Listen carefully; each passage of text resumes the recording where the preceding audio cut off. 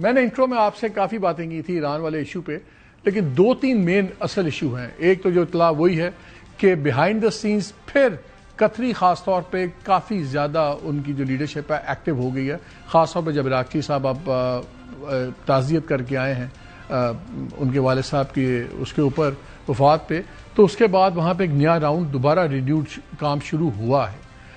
لیکن ساتھ ہی ہم نے دیکھا کہ جو جے ڈی وینس ہیں وائس پریزیڈنٹ، انہوں نے بڑا لتاڑا ہے اسرائیل کو اور کھل کے لتاڑا ہے. بہت سے لوگوں کا خیال ہے کہ شاید یا تو ایک گڈ کاپ بیڈ کاپ ایکٹ ہے کہ ٹرمپ صاحب نے ان کو کہا ہے کہ آپ پڑھ جائیں، میں ان کو پکڑا ہوا ہے اور دونوں سائڈز اس پہ کریں گے. کیا یہ گڈ کاپ بیڈ کاپ ایکٹ ہے؟ اور اگر قطری ایکٹیو ہو گئے ہیں تو ہماری اطلاع یہ تھی کہ پہلے سعودی عربیہ اور پاکستان کافی فرسٹریٹ ہو گئے ہوئے تھے. کیا اب دوبارہ پاکستان اور سعودی عربیہ بھی اس میں شامل ہوئے ہیں یا نہیں ہوئے، اور اگر نہیں ہوتے تو کیا ہوگا؟ ان پہ بات کریں گے. میرے ساتھ موجود ہیں اعزاز چودھری صاحب، chairman Sanober institute, former foreign secretary of Pakistan. السلام علیکم اعزاز بھائی. جی وعلیکم السلام.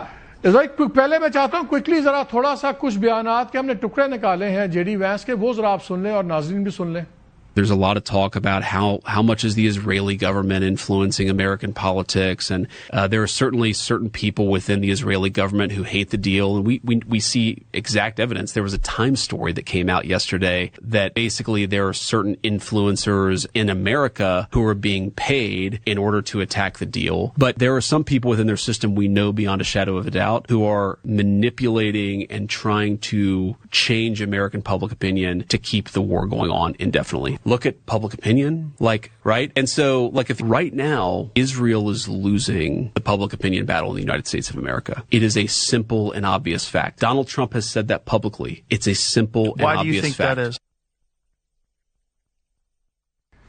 تو اعزاز بھائی، وہ تو اسے یہ بھی کہا ہے کہ صرف نیگوسیشنز ہی طریقہ ہے. اس نے کہا کہ بالکل یہ جو ہیں اسرائیلیز ڈیریل کرنے کی کوشش کر رہے ہیں سب کچھ. ٹرمپ صاحب ہر چیز بی بی نتنیاہو کی مانتے بھی ہیں. اور کیا یہ گڈ کاپ بیڈ کاپ ایکٹ ہے یا یہ ایک پریشر ٹیکٹک ہے اسرائیل کے لیے ٹرمپ کا کہ ان کو آہستہ آہستہ پیچھے کرے؟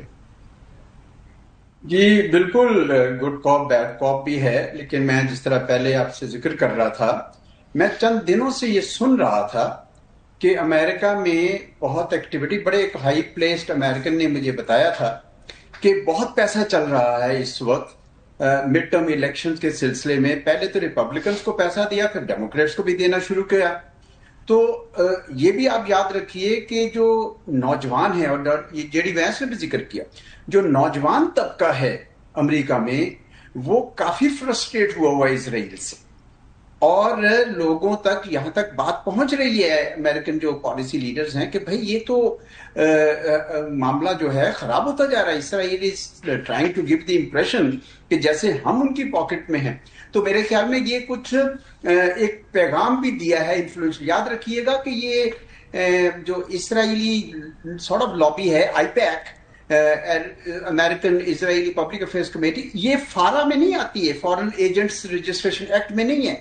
کئی بار یہ ڈیمانڈ ہوئی ہے کہ ان کو کیا جائے. تو وہ یہ میرا خیال میں پیغام دے رہے ہیں ان تمام لابیز کو کہ اگر آپ نے اس طرح میڈل کرنا ہے ہماری پالیسی میں تو ٹھیک نہیں ہے. اور دوسرا یہ ہے کہ یہ بھی یاد رکھیے کہ America also can not afford that war. اس کی کنٹینیوٹی جو ہے وہ گلف اسٹیٹس کے لیے اٹ ول بی ڈیوسٹیٹنگ. اور اگر انہوں نے پاور سینٹرز پہ ایران کے حملہ کیا تو آپ یاد رکھیے کہ خلیجی ریاستوں کا تو بالکل تباہی ہو جائے گی.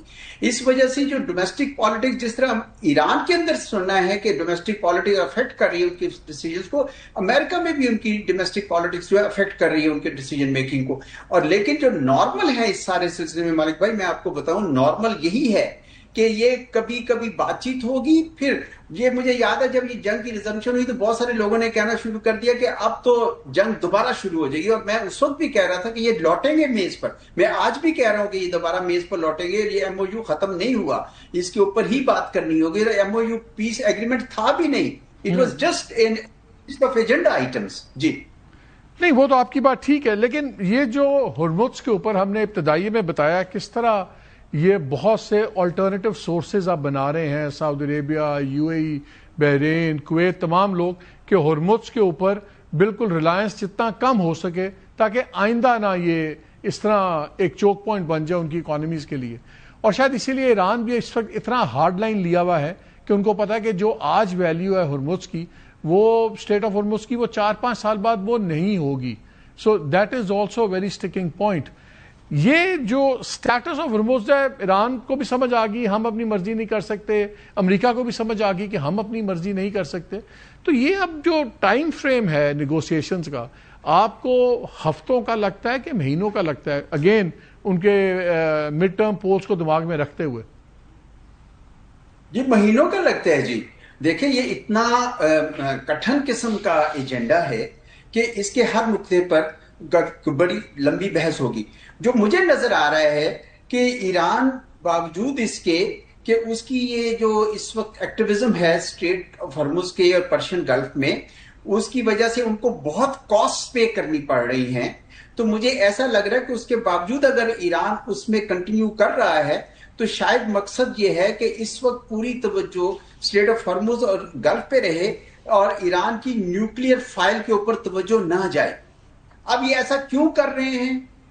اس کی کئی وجوہات ہو سکتی ہیں، مجھے نہیں پتا، اس کے بارے میں میرا علم محدود ہے، لیکن ہو سکتا ہے کہ یہ نیوکلیئر فائل ابھی وہ کھولنا بھی نہ چاہتے ہوں. اب نئے راہبر آگے ہیں، وہاں پہ وہ فسائل مٹیریل بھی نہیں دینا چاہتے ہیں، تو کوئی نہ کوئی اسٹریٹجی وہ بنا رہے ہیں جس کی جو بعد میں سامنے نظر آئے گی. ادروائز تو یہ سمجھ بھی نہیں آ سکتا تھا، لاجک ہی نہیں بنتا تھا کہ ایران ایسے میں کرے، جبکہ اس کو اتنا فائدہ ہو رہا تھا کہ امریکہ اور اسرائیل دور ہو رہے تھے، خلیجی ریاستوں کے ساتھ ایک قسم کا بات چیت شروع ہو گئی تھی. تو ان کا ہاں یہ جو ابھی آپ نے پوائنٹ ریز کیا کہ وہ پائپ لائنز بنا دیں، دیکھیں یہ بڑی ولنریبل ہے ساری پائپ لائنز. ابھی انہوں نے فجیرہ پہ حملہ کر دیا ایران نے.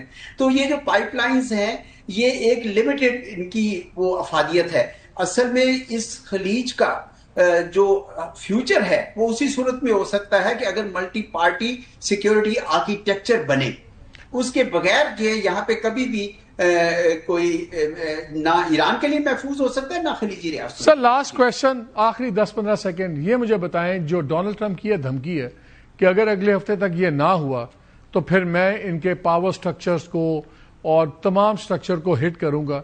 رائٹرز نے خبر آج چلائی ہے کہ جی ایران نے ہوتیز کو یہ کہا کہ اگر انہوں نے ہمارے پاور سٹرکچرز کو، ان تمام چیزوں کو، انفراسٹرکچر کو ہٹ کیا تو پھر آپ ریڈ سی کے اندر آپ بھی اس کو ہٹ کرنا شروع کر دیں. کیا اگر یہ پوائنٹ ہو گیا پھر تو بہت بات بڑھ جائے گی؟ کیا آپ کو لگتا ہے کہ ٹرمپ پہلے کی طرح اس مطالبے سے ہی پیچھے ہٹ جائیں گے؟ بیکاز ان کی دھمکیاں تو بہت بڑی ہوتی ہیں نا. جی ہٹ جائیں گے جی. اس کی جو کاسٹ ہے ان کے لیے بھی اور خلیجی ریاستوں کے لیے بہت زیادہ ہوگی. میرا نہیں خیال وہ اس کو فالو تھرو کریں گے.